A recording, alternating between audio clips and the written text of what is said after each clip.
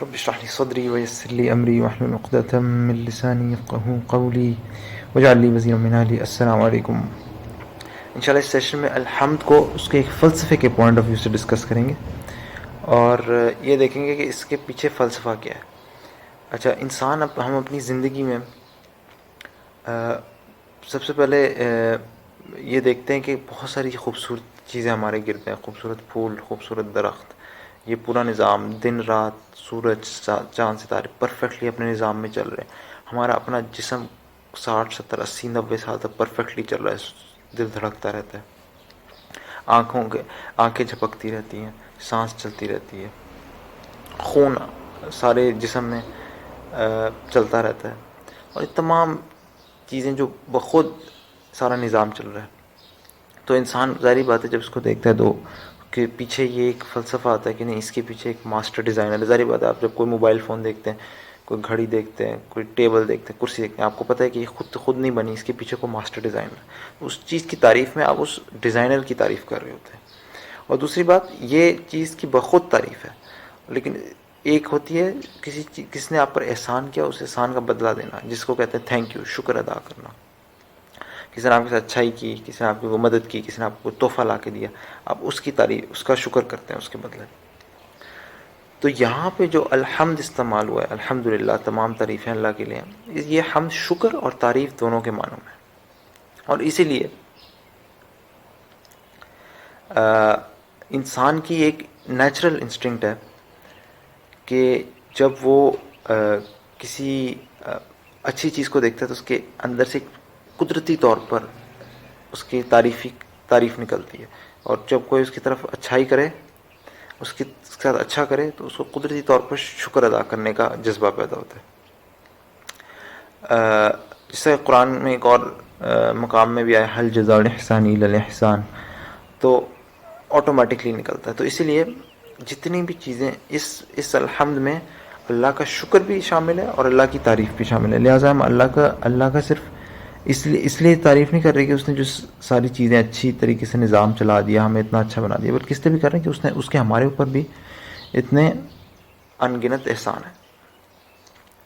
دوسری بات یہ کہ یہ ایک نیچرل چیز ہے جو آتی ہے. اگر ہمیں یہ بھی نہ پتا ہوتا ہے کون ہے، لیکن ہمیں کم از کم یہ تو پتا ہے کہ اس کے پیچھے ایک ماسٹر ڈیزائنر ہے جو کر رہا ہے، تو اس کی وجہ سے انسان نیچرلی شکر کے جذبات اور حمد کے تعریفی جذبات نکلتے ہیں. اس میں دوسری بات یہ ہے کہ دیکھیں شروع میں ہم یہ دعا ہے اہدنا الصراط المستقیم، سیدھا راستہ دکھا. دعا میں شروع میں ہم جس سے دعا کر رہے ہیں اللہ سبحانہ وتعالی سے، اس کی تعریف کر رہے ہیں، اس کا شکر کر رہے ہیں. تو یہاں پہ ایک آداب سکھائے جا رہے ہیں کہ جس سے دعا کرنی ہے اللہ سبحانہ وتعالی سے، ایسے ہی منہ جھٹ کھول کے نہ، مطلب جھٹ سے منہ کھول کے دعا نہ کرو، بلکہ پہلے اس کے سامنے یہ اس بات کا اعتراف کرو کہ تم صرف اسی کو سمجھتے ہو کہ وہ دینے والا ہے، اسی کے طرف اپنی تمام کی تمام جو ہیں تعریف اور شکر اور حمد اسی کی طرف کرو. اس کو یہ اس بات کا اعتراف کرو کہ اس بادشاہ کی طرف جا رہے ہو کہ جس کے علاوہ تمہاری کوئی مدد نہیں کر سکتا.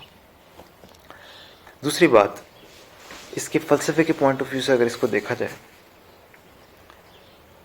تو اس میں یہ بات سامنے آتی ہے کہ بات یہ ہے کہ الحمد کا مطلب ہے تمام تعریفیں اور تمام شکر اللہ سبحانہ وتعالیٰ کے لیے. اللہ یعنی کہ سب کا سب اللہ کے لیے، اللہ کے سوا کسی کے لیے نہیں. اور یہ حقیقت بھی ہے، جیسے آپ کسی پھول کو دیکھتے ہیں، اس پھول کی کوئی خوبی نہیں ہے، اس پھول کو بنانے والے کی خوبی ہے. اور اسی طریقے سے جب آپ پر کوئی احسان کرتا ہے تو اصلاً اللہ نے اس کو صرف ایک وسیلہ بنایا ہوتا ہے، وہ خود اس کی طاقت نہیں رکھتا کہ وہ آپ پر احسان کرے. تو تمام کی تمام تعریف، تمام کا شکر، الحمد، تمام کا تمام اللہ سبحانہ وتعالیٰ کے لیے. تو اس پہلے لفظ ہی سے، مطلب الحمدللہ 2 لفظ کہہ لیں، تمام تعریفیں اور شکر اللہ کے لیے. تمام جو مخلوق پرستی کی جڑ ہے، وہ کسی بھی اللہ کے علاوہ کسی اور چیز کی پرستش ہو رہی ہو، سب کی جڑ پہلے لفظ میں کٹ گئی. کیوں؟